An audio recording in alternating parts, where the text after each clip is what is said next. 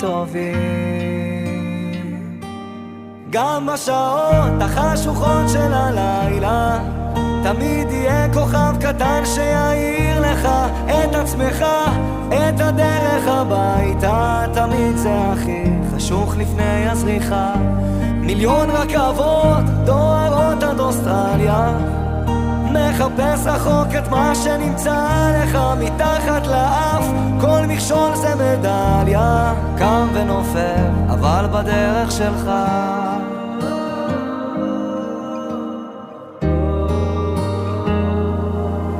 להתמודד עם הפחדים, לקפוץ למים עמוקים, לשחות עד הסוף, להגיע לחוף עד הלילה, להאזין גם לשירים, כי זמרים הם הרופאים הכי טובים שיש למדע להציע.